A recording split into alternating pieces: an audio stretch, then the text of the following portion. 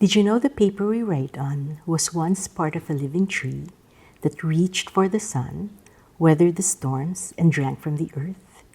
That same tree now holds our stories, our ideas, and our art. This transformation from plant to paper is more than just mechanical. It's molecular.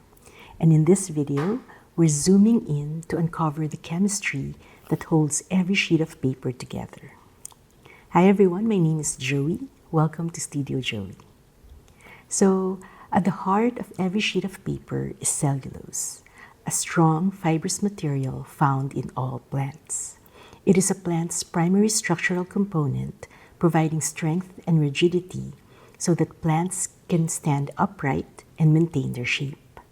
When we make paper, wood or other plant material is beaten to extract the cellulose fibers.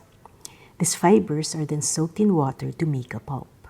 Then the water is drained using a wire mesh, leaving behind a mat of tangled fibers, which, once completely dry, becomes a strong, cohesive sheet of paper. What I find most intriguing is that these fibers don't need glue to hold together. They stick to each other using one of the simplest forces in chemistry, hydrogen bonds. In fact, we can define paper as a sheet of cellulose fibers held together by hydrogen bonds. Now, to understand hydrogen bonding, we first need to discuss covalent bonding. For this, we will use water as an example. A water molecule contains one atom of oxygen and two atoms of hydrogen. The oxygen atom has 8 protons and 8 electrons. Now, quick chemistry refresher. Protons are positively charged, electrons are negative, and their attraction keeps atoms together. Protons reside in the nucleus of an atom, while electrons occupy cloud-like regions around the nucleus called shells. Oxygen atoms have 2 electron shells. The first shell, closest to the nucleus, holds 2 electrons, which is the maximum it can hold. The second shell, which can hold a maximum of 8 electrons, has the last 6 electrons. As for hydrogen, each hydrogen atom has 1 proton and 1 electron. Since hydrogen only has 1 electron, it only needs the first shell to hold the 1 electron. Now, atoms want nothing more than to have their outer shells filled to its maximum capacity because this gives them more stability. The outer shell, by the way, is called valence shell, and the electrons that reside in the valence shell are called valence electrons. For oxygen, its valence shell can hold a maximum of 8 electrons. Since it currently has 6, it would love to have 2 more. For hydrogen, its valence shell can hold 2 electrons, and since it only has 1, it would love to have 1 more. What happens is, when these atoms get close enough to each other, the protons from the oxygen atom attract the electrons from the 2 hydrogen atoms, and the protons from the hydrogen atoms each attract an electron from the oxygen atom. This attraction pulls the atoms together, and they end up sharing electrons.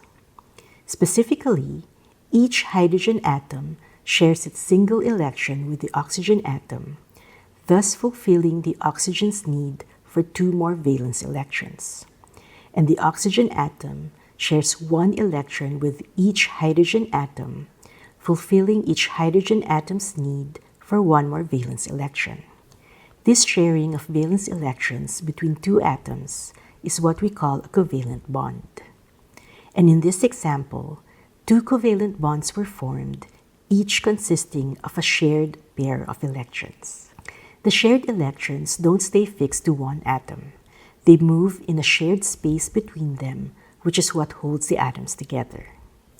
Ideally, the shared electrons are distributed equally between the 2 bonding atoms. But because oxygen has a higher number of protons, it is more electronegative, meaning it has a stronger pull on the shared electrons.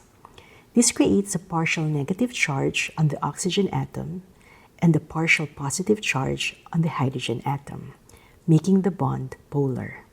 And polar just means that one end is positive and the other end is negative, like a magnet. Now we're entering the realm of hydrogen bonds.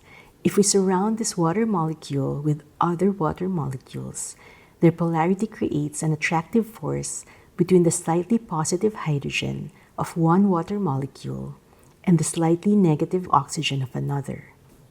This attractive force is what is called a hydrogen bond and causes the water molecules to stick to each other.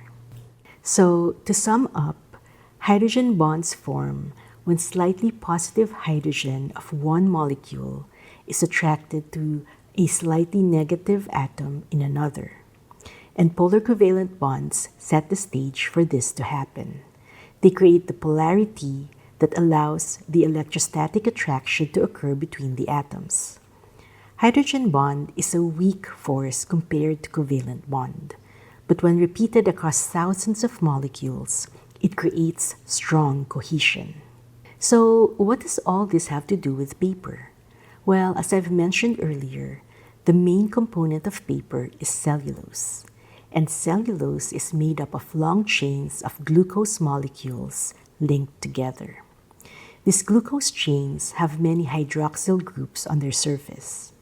A hydroxyl group is one oxygen atom covalently bonded to one hydrogen atom. And just like in a water molecule, these atoms are polar, with the hydrogen atom having a slight positive charge and the oxygen atom having a slight negative charge. Here's a close-up of a cellulose fiber with just a few hydroxyl groups. But know that in reality, a single fiber can have hundreds or even thousands of hydroxyl groups depending on the fiber's length. When hydroxyl groups on different fibers come close enough to each other, they form hydrogen bonds that act like glue, causing the fibers to stick together. During paper making, water facilitates the formation of these hydrogen bonds. The water molecules interact with the hydroxyl groups, forming a network of hydrogen bonds. As water is removed during drying, the cellulose fibers come closer together, enabling the formation of hydrogen bonds between the fibers themselves, thus creating a strong, cohesive sheet of paper. Hydrogen bonds between cellulose fibers are the primary reason why dry paper holds together and maintains its structural integrity. The more hydrogen bonds formed, the stronger and more durable the paper is. However, as I've already mentioned, hydrogen bonds are weaker than covalent bonds. Therefore, they tend to be temporary, breaking and reforming constantly. Here we begin to understand the dynamic relationship of water with paper. Water can impact the strength and structure of paper by either facilitating its formation, as we have seen, or by weakening it. Because when paper gets wet, the hydrogen bonds can be disrupted, weakening the network that holds the paper together. That's why wet paper is more fragile and tears more easily than dry paper. Beyond cellulose and water, various additives can be added to fibers during paper making to enhance the properties of paper, like its strength, durability, and appearance. I'm not going to get into too much detail about this, but just to give some overview, these additives include sizing agents, which control the paper's absorbency, preventing inks and other liquids from bleeding or feathering. This allows for a more crisp, clear lines when writing or printing. Dry strength agents, which help increase the paper's strength by increasing the number of hydrogen bonds between cellulose fibers. So how do dry strength agents work? Think of them as molecular bridges, filling in gaps where fibers are too far apart to bond on their own. To illustrate, here's a surface diagram of two cellulose fibers. The problem with hydrogen bonding is that the hydroxyl groups need to be in very close proximity to each other to form a bond. So we see here that only 3 of the 5 hydroxyl groups from one fiber are close enough to the hydroxyl groups of the other to form hydrogen bonds. The other 2 are too far away. When dry strength agents are introduced, they sit between these hydroxyl groups that are too far away from each other and form bonds to bridge the gap.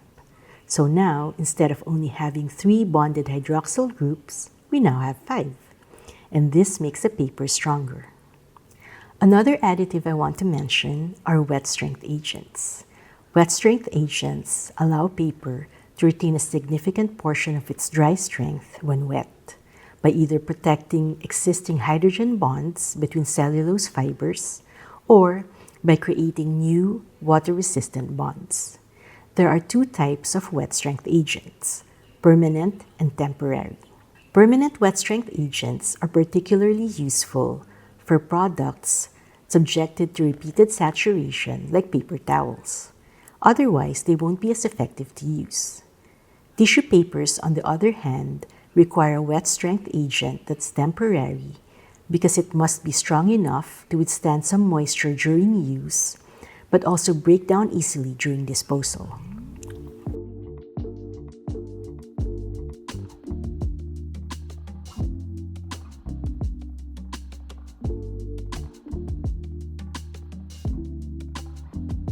As an artist, I work with paper a lot.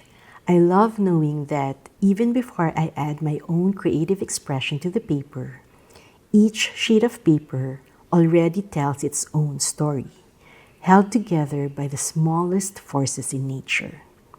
It's a reminder that even the simplest materials, like cellulose and water, can create something incredibly enduring.